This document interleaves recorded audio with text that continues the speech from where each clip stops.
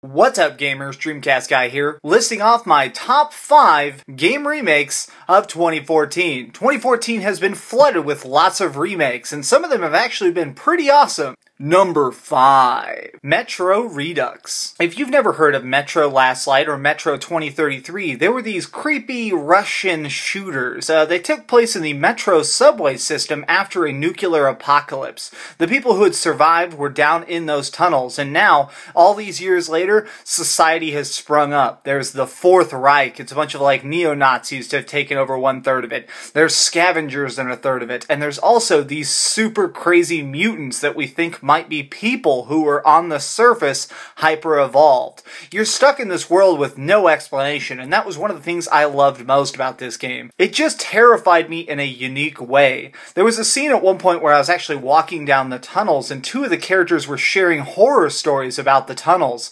Little urban legends that existed in this world, about the darkness literally coming to life and dragging you away. And I loved that about it. In sparkling HD, it was even more impactful to me. Going around and seeing those inky shadows really stuck with me, and those monsters, they get scary. Number 4. Pokemon Alpha Sapphire and Omega Ruby. These two remakes just came out recently, and these were actually really awesome for me because I just got a 3DS when these dropped, and I had never actually played Ruby or Sapphire when they originally launched. I had lost interest in Pokemon for a long time, so this was actually the perfect segue to get me back into it. They're pretty much just solid JRPGs with lots of interesting mechanics. You could really see the passion shining through with this. It's just such an easy game to get into and love. You can pick it up for 30 minutes or 5 hours and always have fun. Whenever I play Pokemon games, I always like to play them all warlike. I'll get 6 Pokemon, make them devastatingly powerful, and just use them as battering rams for justice, crushing every weak Pokemon in my way.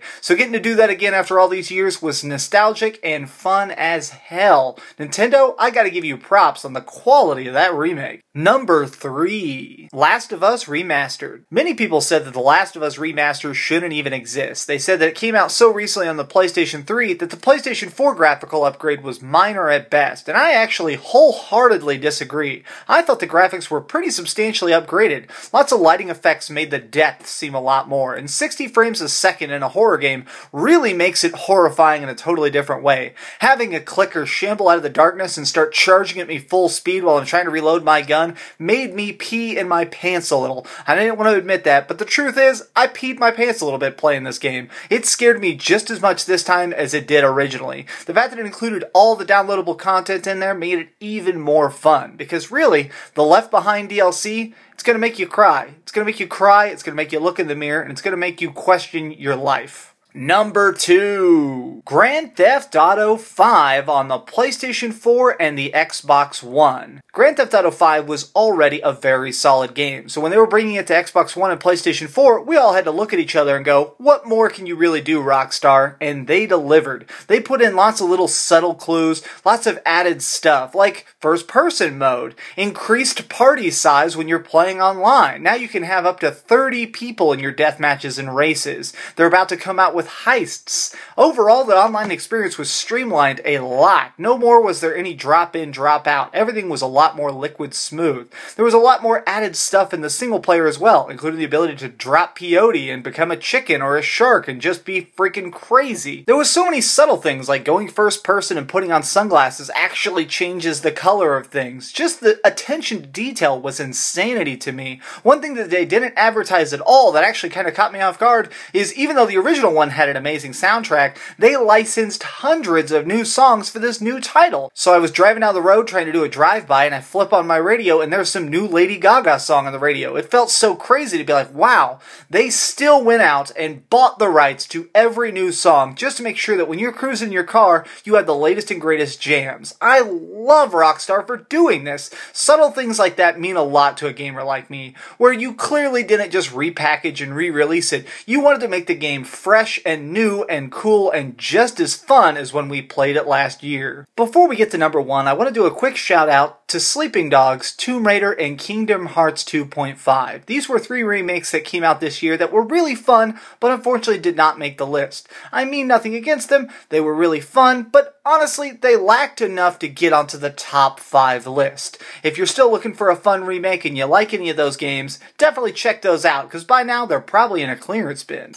Number 1. Final Fantasy X and X-2 HD Remake. This game was so much fun. As a Final Fantasy fan, this was a breath of fresh air. I had never done a full master file on Final Fantasy X, and I'd never even played Final Fantasy X-2, which I know is a freaking atrocious thing to say as a Final Fantasy fan, but it was a great breath of fresh air. We haven't had many quality JRPGs in years, so this was a great add-on. I really liked it, and it was fun to play all the weird additional content.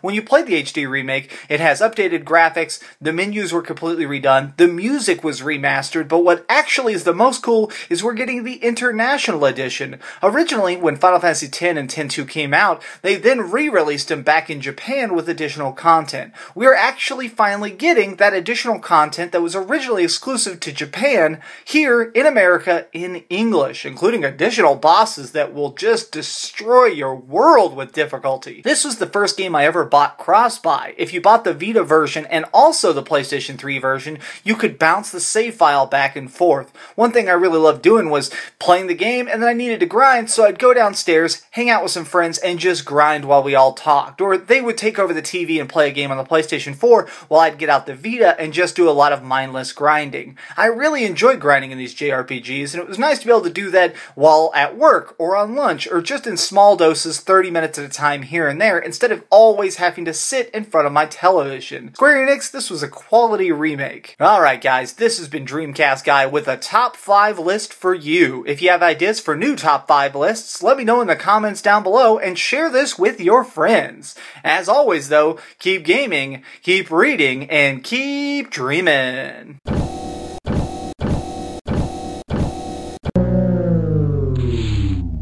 Thanks so much for watching. If you liked this video, maybe check out my last video. Please subscribe, and if you want, share this somewhere with your friends.